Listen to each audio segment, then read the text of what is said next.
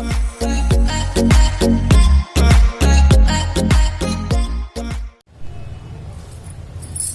Everyone, good afternoon, welcome back to my channel. कैसे हैं आप सब? आई होप आप लोग अच्छे होंगे।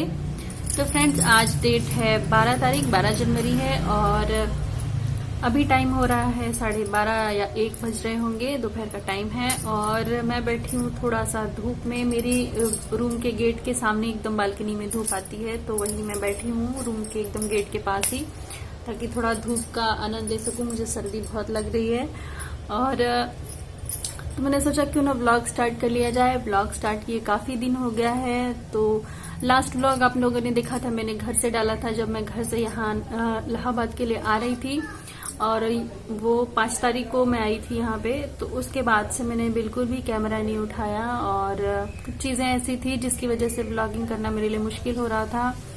तो वो चीजें सारी अभी आप लोगों के साथ मैं शेयर करने वाली हूँ।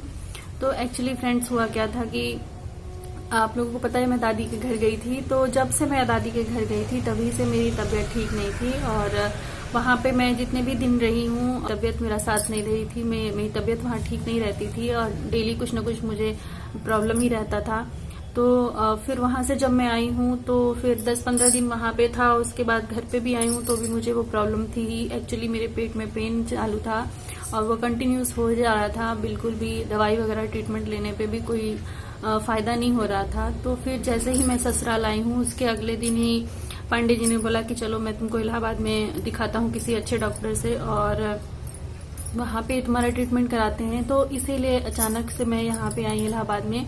ससुराल से अगले ही दिन चली आई थी आने के बाद में। तो जब से मैं आई हूँ और आने के बाद में 1-2 दिन पांडे जी को बिल्कुल भी टाइम नहीं मिला कि वो मुझे ले जा पाए, डॉक्टर के पास दिखा पाए, और अपॉइंटमेंट वगैरह भी नहीं मिल रही थी। उसके बाद में 1-2 दिन तो ऐसे ही बीता है। फिर मैं जाके दिखा के आई हूँ, और आने के बाद में हमने यहाँ पे पांडे जी ने, मैं नहीं थी तभी यहाँ पे उन्होंने रूम भी चेंज कर लिया था। तो जो आप लोगों ने पहले मेरा रूम देखा था बगल में जो था, जो मैं पहले आई थी करवा चौथ पे तो मैं रह के गई थी, तो वो रूम सिंगल रूम था। अभी हमने डबल रूम सेट ले लिया है। वो रूम के जस्ट बगल में ही है, वही घर में, वही सेम जगह पे, बस वहाँ पे उसके बगल में ही जो दूसरा रूम था वो खाली हो गया था, तो हमने ले लिया क्योंकि हमें 2 रूम की रिक्वायरमेंट थी और इसलिए हमने ये रूम लिया। तो पांडे जी ने सारी शिफ्टिंग कर ली थी, बट जो सामान था ऐसे ही एज इट इज उठा के उन्होंने रख दिया था। कुछ भी सेटिंग नहीं हुआ था।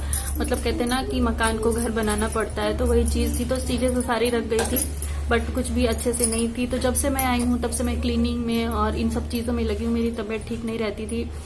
मेरे पेट में वो दर्द अभी भी बना हुआ है, लगातार चल ही रहा है। फिर भी काम तो है, अपना घर है तो काम तो करना ही पड़ेगा।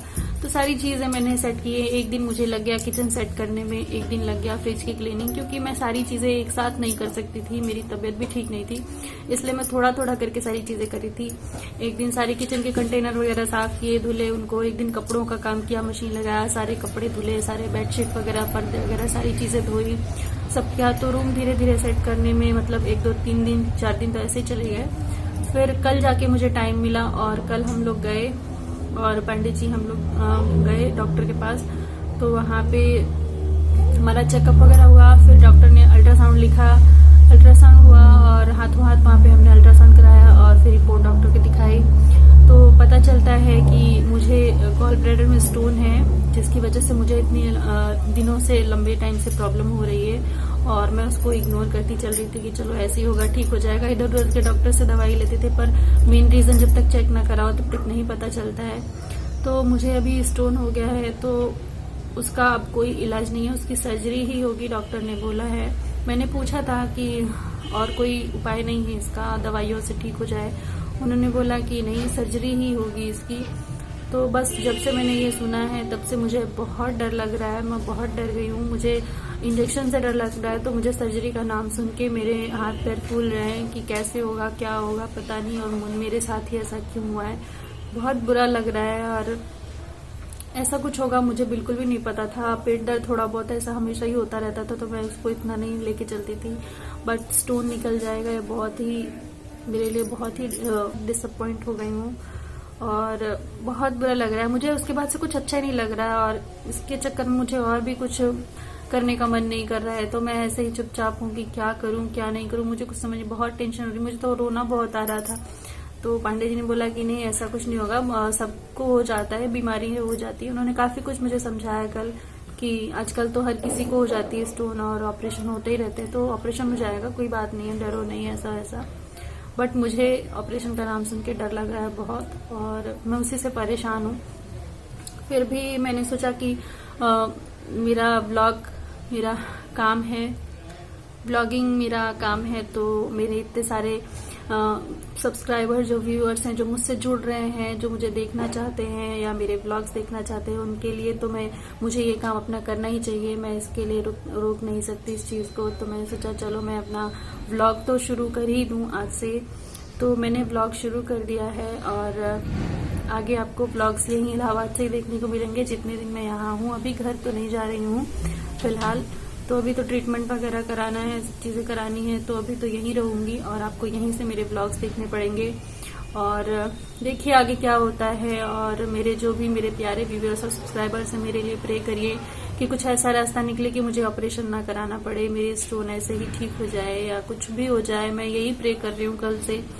और ऐसा क्यों हो गया मुझे तो कुछ समझ नहीं आ रहा। जब से मैंने ये सुना है मैं बहुत टेंशन में हूँ। और साथ ही साथ एक दो प्रॉब्लम और हैं, पर वो इतनी बड़ी प्रॉब्लम नहीं है। मुझे मतलब फीमेल में जो प्रॉब्लम्स होती है यूट्रस वगैरह की, वैसा कुछ प्रॉब्लम है। और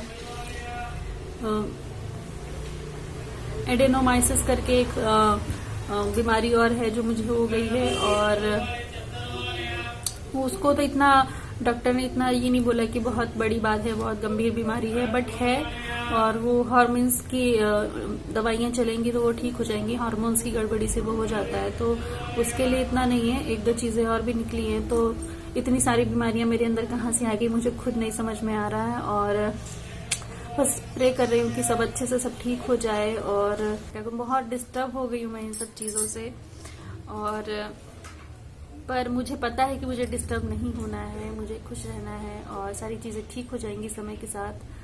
तो मुझे अपना ब्लॉग इसी तरह कंटिन्यू करके रखना है। तो अभी आप लोगों को मैंने बहुत ही अपने टाइम ले लिया है, 7 मिनट का ऑलरेडी टाइम ले लिया मैंने आप लोगों का, और इतना टाइम पका दिया है आप लोगों को। तो अभी आप लोगों के साथ शेयर करने वाली हूँ आज, अब से डेली रूटीन यहाँ का शेयर करने वाली हूँ। मैं रूम चेंज कर लिया है और रूम की शिफ्टिंग भी चल रही है, धीरे धीरे चीजें हो रही हैं। और जब रूम सेट हो जाएगा तो आप लोगों के साथ शेयर भी करूंगी, हाउस टूर शेयर करूंगी इस रूम का। और 2 रूम सेट लेना जरूरी हो गया क्योंकि फैमिली वाले घर से हमेशा, अब हम लोग घर के नजदीक हैं गांव के, तो इलाहाबाद सिटी में को भी न कभी कोई न कोई आता ही रहता है किसी न किसी काम से। तो अगर कोई आते हैं तो रहने में प्रॉब्लम ना हो, एक रूम में फिर प्रॉब्लम हो जाती है ना, तो 2 रूम होना जरूरी है। रूम तो ठीक है, अच्छा है, वो रूम भी अच्छा था और ये रूम भी है, साफ सुथरा है, अच्छा है।